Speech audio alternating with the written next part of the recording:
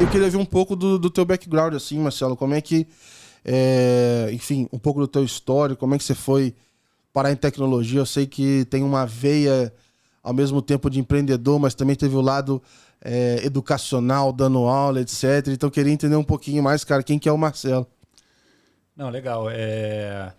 Eu fiz tecnologia no Rio de Janeiro, na PUC do Rio de Janeiro, e foi uma decisão bem em cima da hora. Eu acho que era um negócio que estava surgindo, tinha feito alguns cursos de programação, gostei e me matriculei, né? Depois de tecnologia eu fiz também pós-graduações na área de finanças, data mining, inteligência artificial e trabalhei minha vida inteira em bancos de investimento, corretoras, bancos, sempre na área de tecnologia, né? Acho que no início tecnologia, comecei trabalhando em 95, 96, no início tecnologia num ambiente financeiro não era um negócio tão Não é glamouroso, glamuroso, né?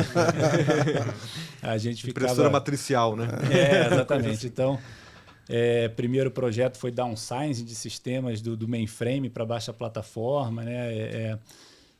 A área de tecnologia ficava ali meio escondida e todas as atenções eram ali para o mundo de quem estava na mesa de operações, de quem estava fazendo os negócios do banco, né? Depois, um projeto de downsizing, né, no Banco Bozano Simons, que foi o primeiro emprego, vivenciei também uma aquisição do Banco Meridional.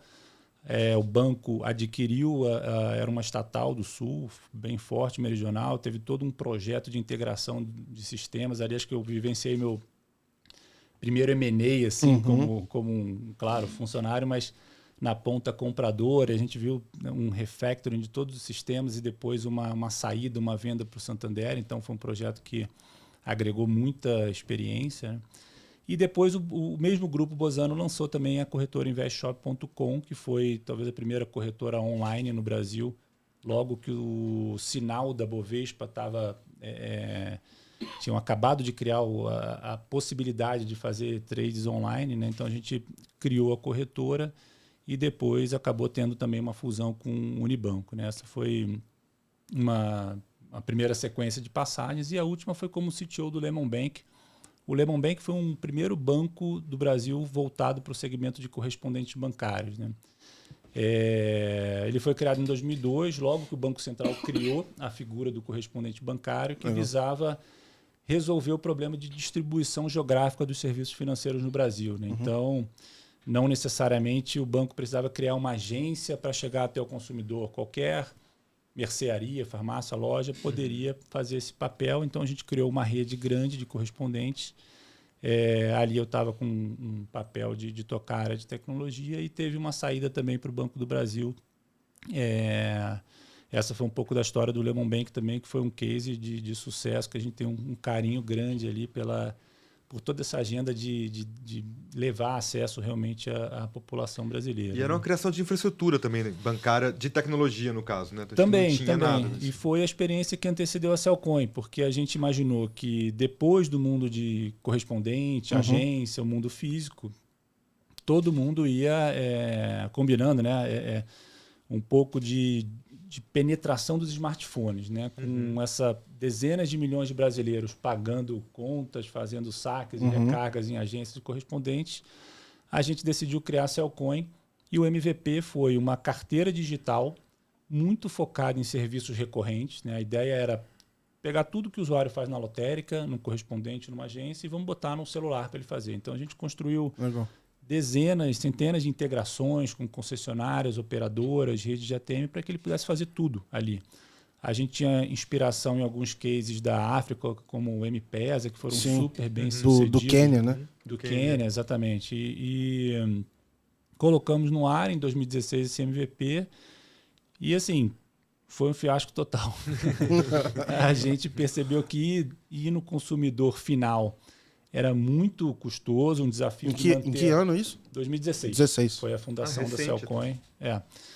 E assim, o usuário, quem usava, gostava muito, dava 5 estrelas, mas assim, atrair o consumidor e manter aquela recorrência no modelo pré-pago, a gente percebeu em poucos meses que seria muito desafiador e ao mesmo tempo veio oportunidade. A gente viu nascerem do nosso lado dezenas de fintechs, bancos digitais, todo mundo queria ter acesso ao serviço que a gente tinha construído, né? E essas fintechs eram basicamente um saldo e um cartão. Né? Então, foi ali que a gente percebeu a grande oportunidade de atuar como provedor de infraestrutura.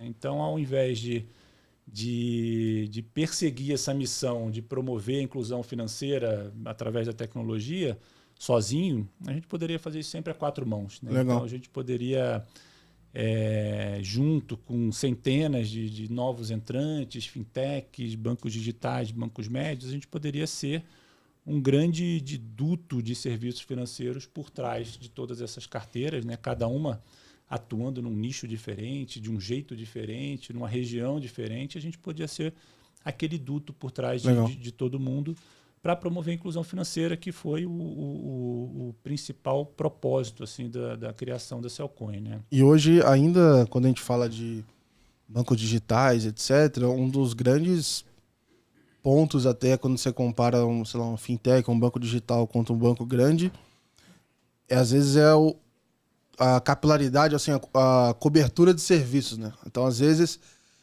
igual você falou, ele só consegue pagar uma conta, etc., mas se ele precisasse pagar um tributo, se ele precisasse, enfim, pagar um outro tipo de conta, e se ele não conseguir, é uma grande chance dele abrir mão, mesmo que a experiência seja melhor.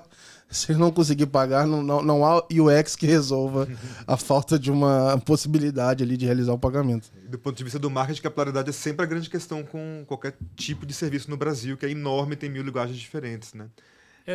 Exatamente. Esse é o ponto que isso, assim, você está falando hoje. Em 2017, esse problema era, assim, dramático.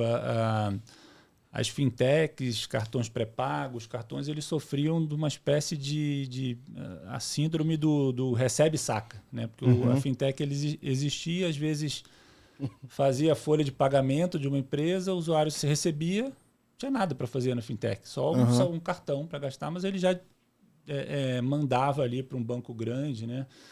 Então, acho que a gente teve um papel importante em quebrar esse oligopólio de serviços, né? O pagamento de conta, por exemplo, é a transação mais frequente num app financeiro e foi o nosso produto de entrada que ajudou a fazer com que os usuários, de fato, fincassem o pé ali na fintech, que muitos passassem a usar uma conta digital como primeira conta, né? Então, eu acho que essa tendência de descentralização, desconcentração dos serviços financeiros, a gente conseguiu capturar através da oferta de serviços para que todo mundo pudesse ter essas capabilities todas que a gente só encontrava dentro de um banco grande em 2017 e 2018.